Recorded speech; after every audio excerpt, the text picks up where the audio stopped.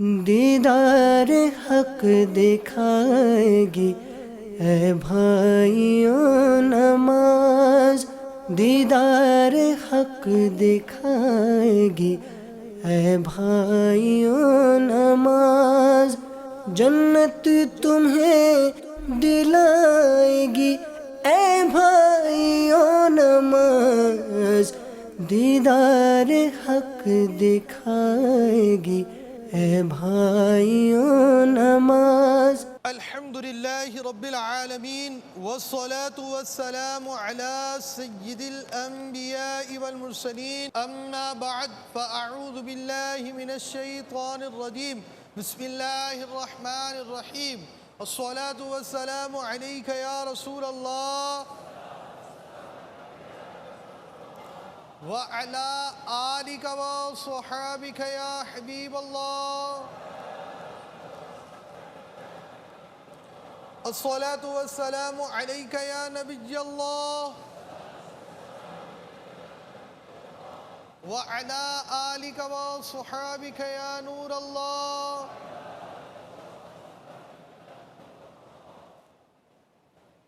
نویت سنت الاعتکاف۔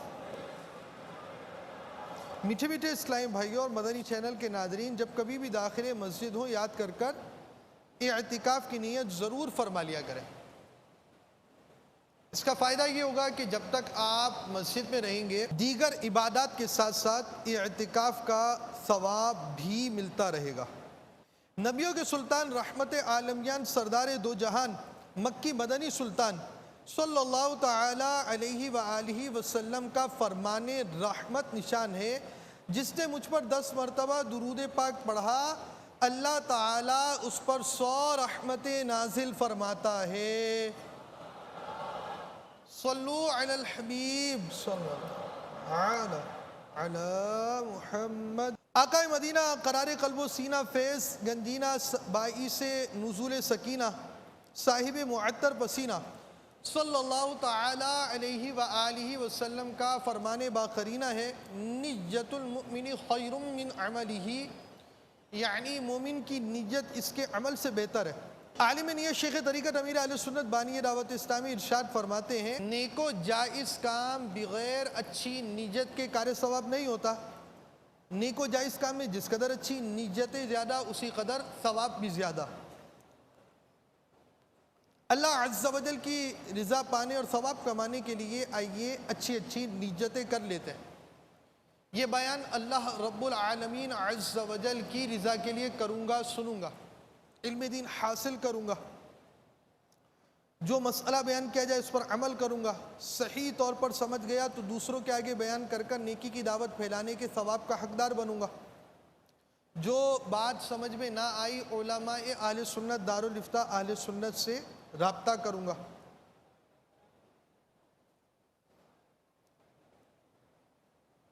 اِلَى غَيْرِ ذَلِكَ مِن نِّجَّاتٍ كَثِيرَةٍ، جس قدر نیتیں زیادہ انشاءاللہ عز و جل بطفیل مصطفیٰ صلی اللہ تعالی علیہ وآلہ وسلم اسی قدر ثواب بھی زیادہ۔ مزید اپنے لیے نیتیں بڑھا لیتا ہوں، غلطی کی صحیح نشاندہی پہ فوراً ازالہ کر لوں گا۔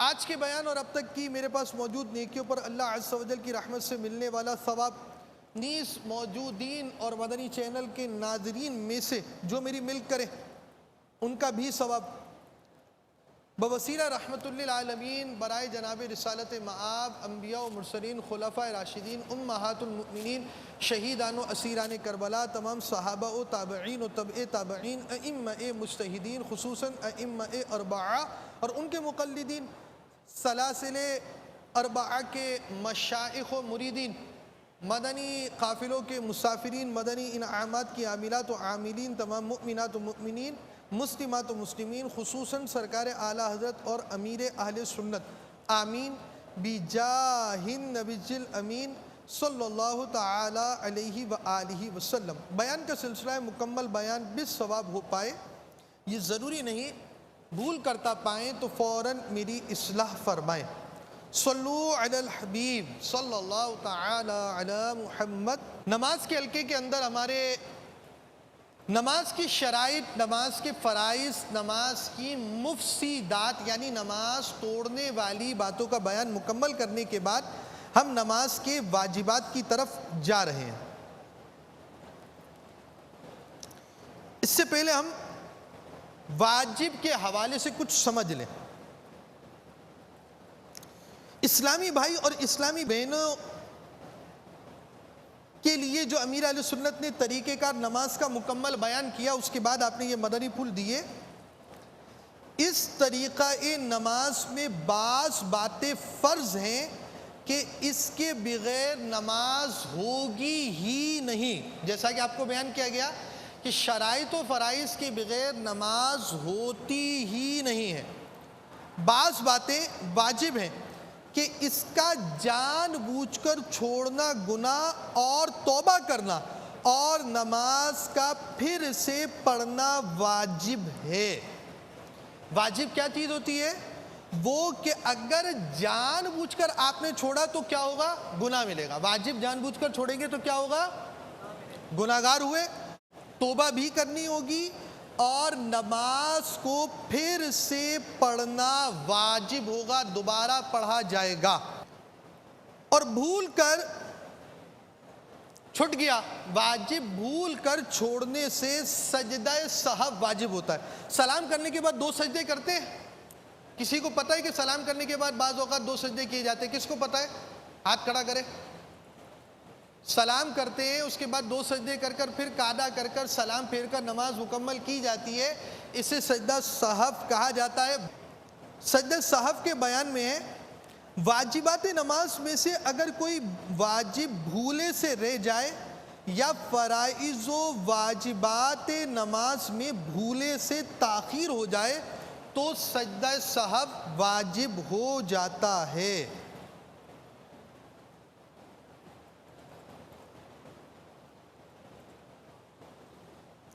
اگر سجدہ سہو واجب ہونے کے باوجود نہ کیا تو نماز لوٹانا واجب۔ جان بوجھ کر واجب ترک کیا تو سجدہ سہو کافی نہیں بلکہ نماز دوبارہ لوٹانا واجب ہے۔ یہاں آپ کو واجبات کے حوالے سے چند باتیں بیان کی گئیں، چاہیں تو لکھ لیجئے۔ فرض اور شرط کے بغیر نماز ہوتی ہی نہیں ہے۔ فرض اور شرط کے بغیر نماز ہوتی ہی نہیں ہے۔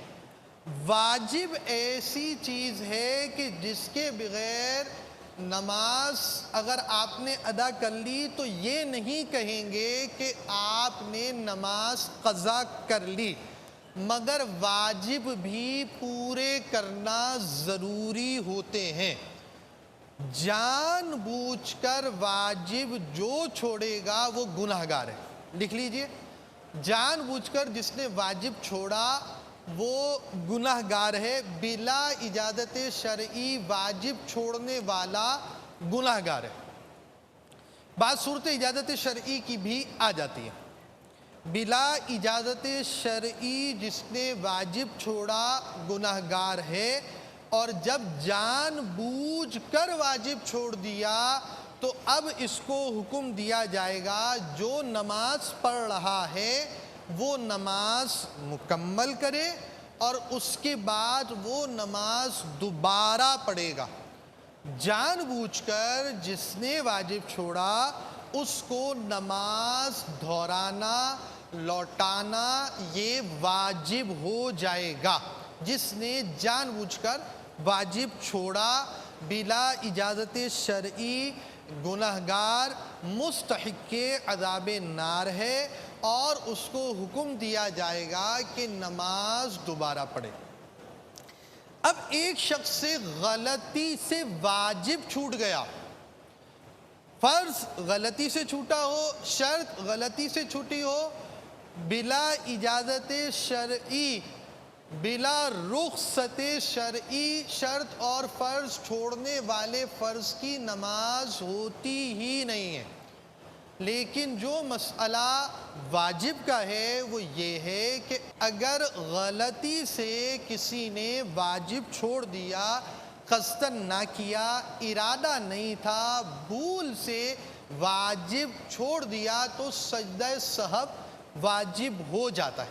سجدہ سہو عام طور پہ سب کو معلوم ہوتا ہے، سلام کے بعد جو 2 سجدے کر کر قعدہ کیا جاتا ہے اس کو سجدہ سہو کہتے ہیں، البتہ اس کے احکام ہم باقاعدہ بعد میں بیان کریں گے، اس کے مسائل، سجدہ سہو کا طریقہ، سجدہ سہو کے مدنی پھول بعد میں بیان کیے جائیں گے۔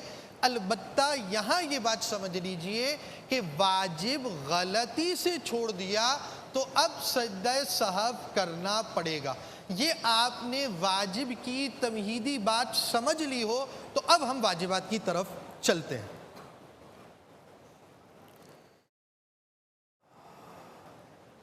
دعوت اسلامی کے اشاعتی ادارے مکتبۃ المدینہ کی مطبوعہ شیخ طریقت امیر اہل سنت کے 12 رسائل کا مجموعہ نماز کے احکام، جو کہ www.amirahlsunnat.net سے بھی ڈاؤن لوڈ کی جا سکتی ہے، اور یہ وہ ویب سائٹ ہے کہ جس میں امیر اہل سنت کے مدنی مذاکرے، آپ کے بیانات، آپ کے سلسلے، آپ کی کتب و رسائل، علماء اہل سنت کے آپ کے حوالے سے تاثرات، اور عوام اہل سنت نے آپ کے ساتھ جنہوں نے وقت گزارا انہوں نے آپ کے واقعات بیان کیے، ان ساری چیزوں میں سے بہت ساری چیزیں یہاں ہیں اور کچھ چیزوں کو جمع کیا جا رہا ہے۔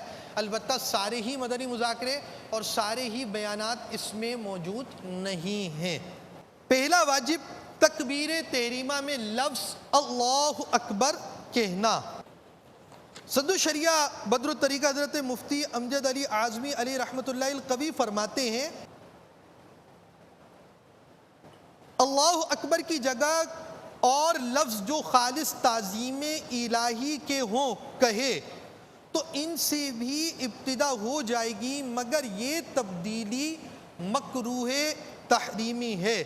بہار شریعت حصہ سوم، نماز پڑھنے کا طریقہ، صفحہ 509، مسئلہ نمبر 11، مطبوعہ مکتبۃ المدینہ۔ تو واجب جان بوجھ کر اس کے اندر تبدیلی کی اجازت نہیں ہوتی، کرنے والا گناہگار ہوگا۔ تو پہلا واجب آپ نے کیا سنا؟ تکبیر تحریمہ کس کو کہتے ہیں؟ نماز شروع کرنے کے لیے جو پہلی تکبیر کہی جاتی ہے اسے تکبیر تحریمہ کہا جاتا ہے۔ آپ جب ہاتھ اٹھا کر کہتے ہیں، کیا کہتے ہیں؟ رکوع میں جانے کے لیے کیا کہتے ہیں؟ سجدے میں جانے کے لیے کیا کہتے ہیں؟ لیکن تکبیر تحریمہ صرف اس تکبیر کو کہتے ہیں جو نماز میں داخل ہونے کے لیے ہو۔ باقی ساری تکبیریں تکبیرات انتقالات کہلاتی ہیں۔ انتقال کا مطلب شفٹ ہونا، منتقل ہونا، ایک جگہ سے دوسری جگہ جانا، تو اسے تکبیرات انتقالات کہا جاتا ہے، منتقل ہونا، شفٹ ہونا کہا جاتا ہے۔ تو یہ تکبیر تحریمہ نہیں، جب بھی کتب فقہ میں، مسائل کی کتابوں میں جب بھی آپ کو لفظ تکبیر تحریمہ کا مسئلہ سننے کو یا پڑھنے کو ملے گا تو اس سے مراد نماز کی صرف پہلی تکبیر ہے۔ تو لفظ تکبیر تحریمہ میں اللہ اکبر کہنا واجب ہے۔ فرضوں کی تیسری اور چوتھی رکعت کے علاوہ باقی تمام نمازوں کی ہر رکعت میں الحمد شریف پڑھنا، سورت ملانا، یہ آپ سمجھے الحمد شریف پڑھنا یہ تو ایک ہے۔ 2 واجبات یہاں پر ایک ساتھ بیان ہوئے ہیں، اس کو بہت توجہ سے سماعت فرمائیے۔ صلو علی الحبیب صلی اللہ علیہ وسلم۔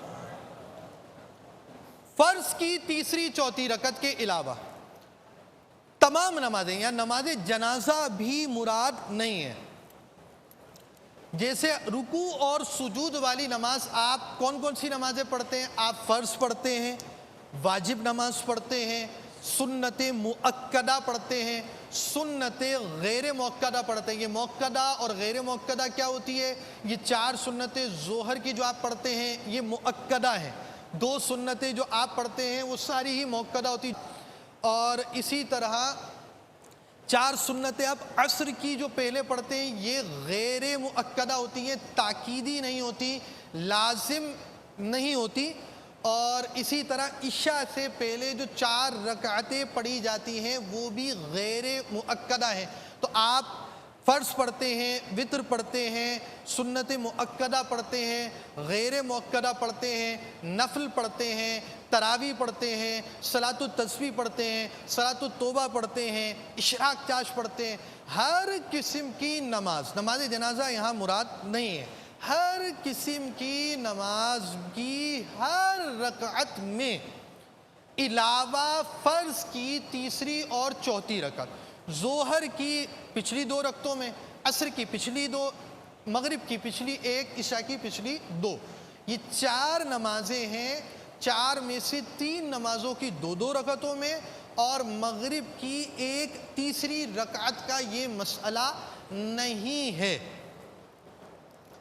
فرض کی تیسری اور چوتھی رکعت کے علاوہ باقی تمام نمازوں کی ہر رکعت میں الحمد شریف پڑھنا یہ باقاعدہ ایک واجب الگ ہے.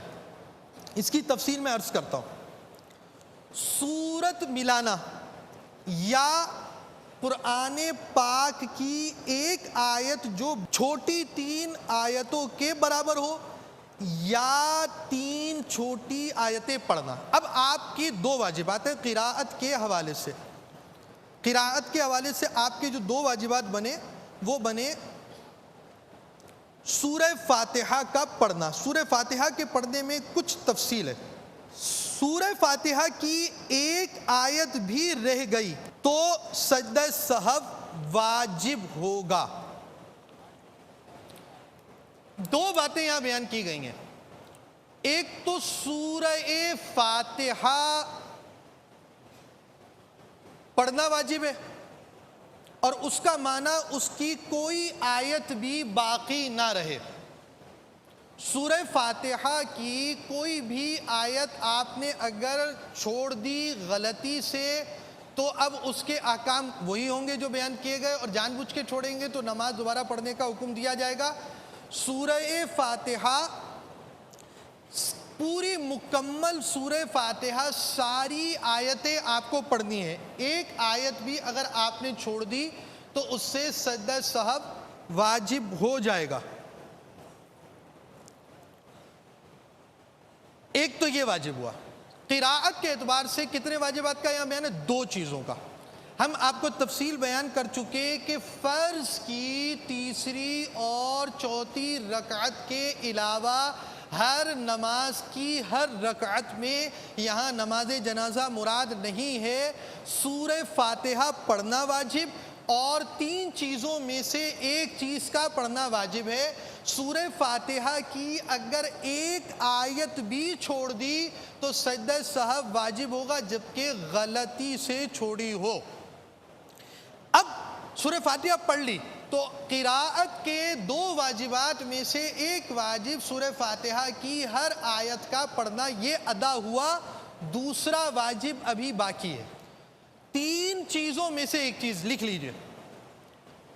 ایک سورت، سورہ فلق پڑھ لی، سورہ ناس پڑھ لی، سورہ اخلاص پڑھ لی، سورہ کوثر پڑھ لی. ایک سورت جب آپ ایسی ایک سورت مکمل پڑھ لی، یا ایک بڑی آیت جو چھوٹی 3 آیتوں کے برابر ہو. نمبر 2. نمبر 3 چھوٹی آیات. یہ 3 چیزیں اگر ان 3 چیزوں میں سے ایک چیز آپ نے پڑھ لی تو واجب ادا ہو جائے گا. 2 چیزیں کیا واجب ہوئی؟ سورہ فاتحہ ہر آیت پڑھنا واجب ہے. سورہ فاتحہ کی ہر آیت پڑھنا واجب ہے. نمبر 2، 3 چیزوں میں سے ایک چیز کا پڑھنا واجب ہے. یا تو پوری سورت پڑھیں آپ، یا آپ ایک ایسی آیت پڑھیں جو چھوٹی 3 آیتوں کے برابر ہو، یا آپ چھوٹی 3 آیتیں پڑھیں. جب آپ نے یہ ساری چیزیں پڑھ لی تو اب ایسی صورت میں آپ کا قراءت کے دونوں واجبات ادا ہوئے. اس میں مزید کچھ اور واجبات ہیں.